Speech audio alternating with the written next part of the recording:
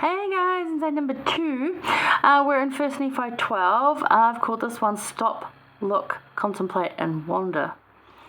And it just, because this is where Nephi sees his own descendants and the descendants of his brethren. So these are the people that are going to come from him in the promised land. Which is the point of while he's doing all of this, is like that's the end result, and he gets to see it. That's pretty exciting. And he sees a lot of things that are good and a lot of things that are bad, and it's just like, wow. But the mists of darkness really get a good explanation here for Nephi and for us.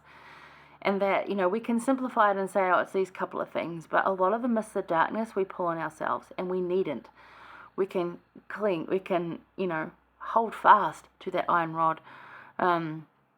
And even when the mists of darkness enshroud us while we're holding on to that, we're holding fast, and we can find the way, much like a person of poor sight or no sight would use a railing to get where they were, or they feel where they're going. Those mists of darkness are confusing for spiritual eyes and physical eyes, but there are other ways we can find safety.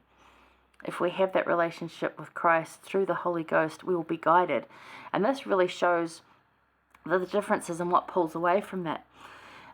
So you've got things like what mists of darkness look like, how they sort of come in and create this disruption and this misleading mist, or whether, again, spiritually or physically, whether this happens.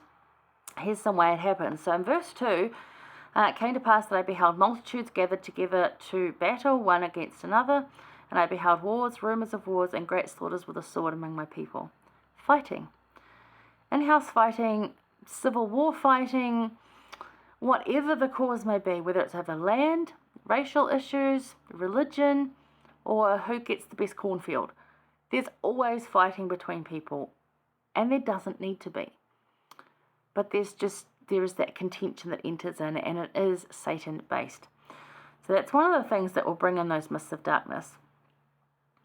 Contentions, which it says in verse 3, it came to pass, I beheld many generations pass away after the manner of wars and contentions in the land. And I beheld many cities, yea, even that I did not number them. So continual contentions.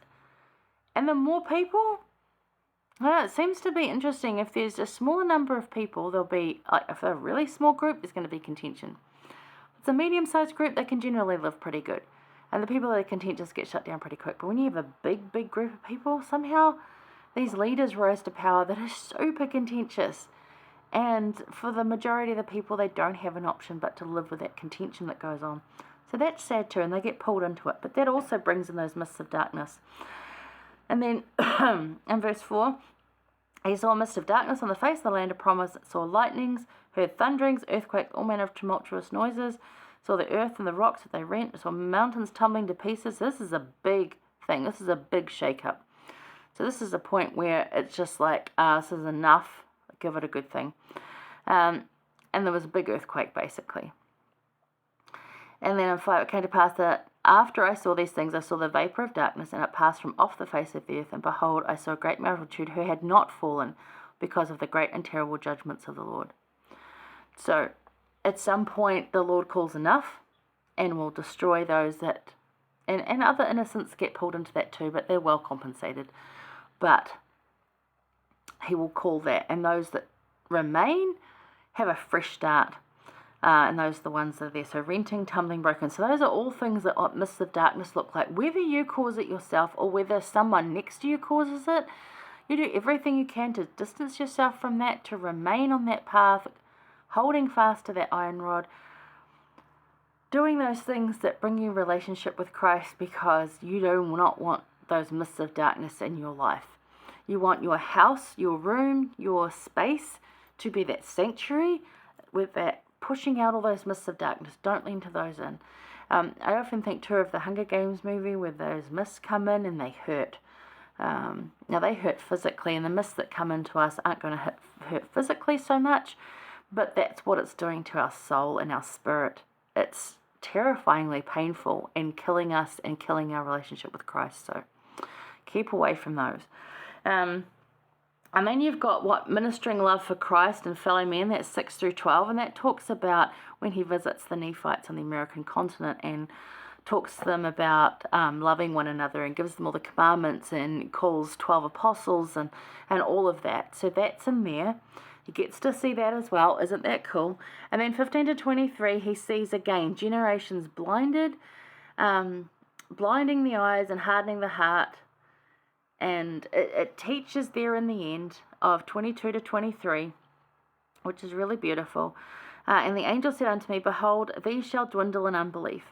And it came to pass that I beheld, after they had dwindled in unbelief, they became a dark and loathsome and a filthy people, full of idleness and of all manner of abominations. Wouldn't it have been heartbreaking to Nephi to see that, to know that there were so many good and they got destroyed? And what was left were those that dwindled in unbelief, and it left them in this just ugly state. They lost civility, humanity in a way, and reverted back to uncivilized people. That's never anything to be proud of.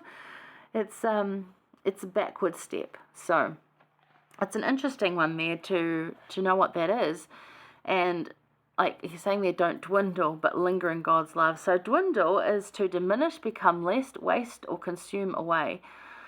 So they let all those good things go from their life. They, and their next generation that came along didn't know any different, just accepted it for what it was. And you'll see that today even in different families where they stop doing those things of, and I'm not even saying going to church, although I highly encourage you to do this and it's really good for you. But if you're not up to that, don't do that. And I have plenty of friends that they don't go to church, but they still hold high values and standards. They hold their children accountable to them. There's education. They're all for good money management and investing and getting medical care and all those different things. Get up again in the morning and brushing their hair and getting dressed nice and going out into the world, showering, being clean. There's standards. And when you let those slip, whatever that might look like for the people of where you are, and you don't have to be mega rich and you don't have to be in a fancy as house or anything. You can still hold basic standards of living and behavior no matter what the circumstance. And that helps you progress forward and get through those things. When you lose that, it becomes a mess. So, with all that in mind, you see the goodness, and this is what Nephi was doing. He was stopping. He was looking like the angel and the Spirit instructed him to do. Was tour guide, the Spirit instructed him. He contemplated what it was and he wondered at all of it, took it all in. So think here, how would you feel if you saw what Nephi saw? Given that this was his descendants, how would you feel? Would it give you cause to go on, or would you want to sit down and just give up? There must have been so much goodness that it spurred him to go on. Maybe he even thought, okay, this is the vision, but it's still the future. I can change it. There's going to be more good in it. And there was, and there still is. The descendants of that people are still here, and they're doing better. Not all of them, and some descendants of others are choosing different ways, but there's enough good to counteract the bad. That's why he didn't give up, and that's why none of us should either. But think about that. It's not always a good thing to see the future, but stay motivated anyway. I just thought it was an interesting take on it, to stop, contemplate, look, contemplate, wonder about it, because he does talk about it later. But there you go. So that's a little bit of Christ's ministry. He says in there, he says Christ in there in chapter 11, and then in 12 he sees his people, and then in 13 he's going to see later. Not exactly our time, maybe a little bit. I don't know exactly how much he saw, but definitely later. All right, hang around. We'll be there soon.